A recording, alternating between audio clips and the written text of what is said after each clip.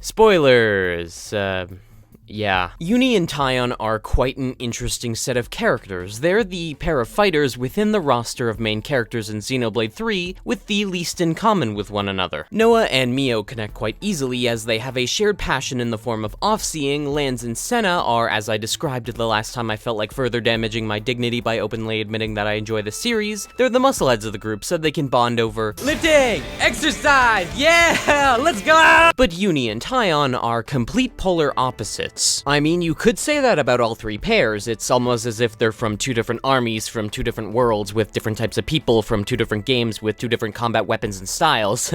That would be absurd if that was the case, wouldn't it? But it definitely doesn't help that these two are as blockheaded as a microwave filled with cement, in their own unique ways. Taion is quite untrusting towards others, as he's the one most concerned with logical thinking, which makes sense why he doesn't click with the Kavesi as fast, but damn, it still takes him time to finally give in and still leave Lanz hanging? What the shit? And Uni, well, the party has a hard time getting through to her with logic at times, as she's a spectacular combination of argumentative and just kinda dumb.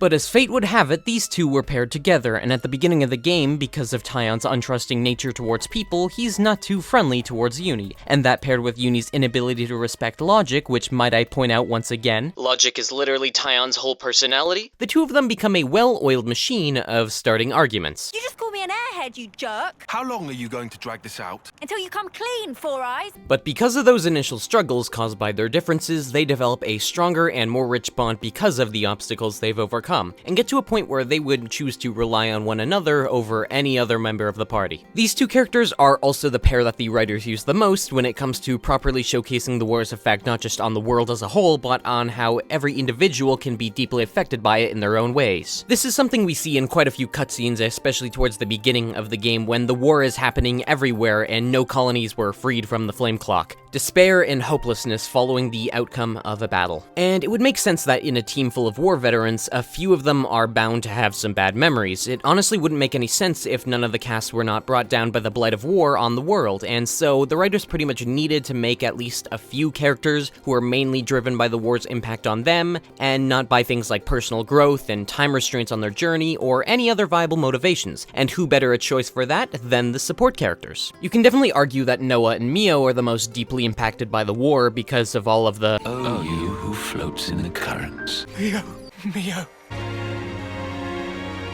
You are a week away from your homecoming.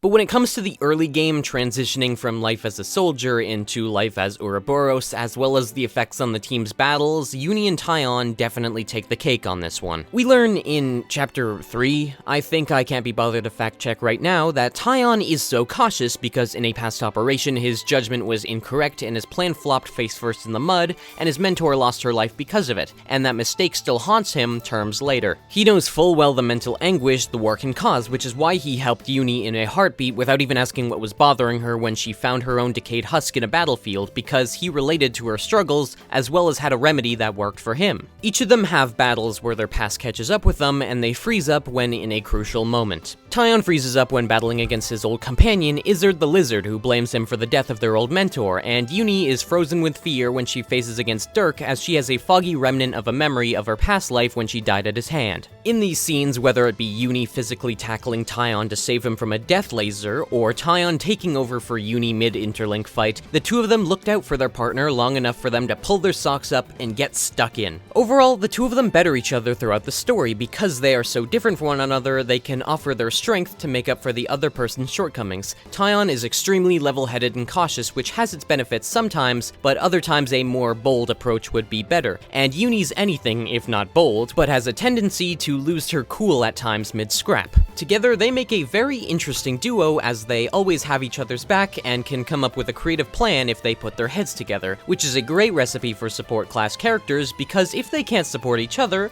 how are they supposed to support the rest of the group? That's food for thought. See you around. Unless I don't. Bye now.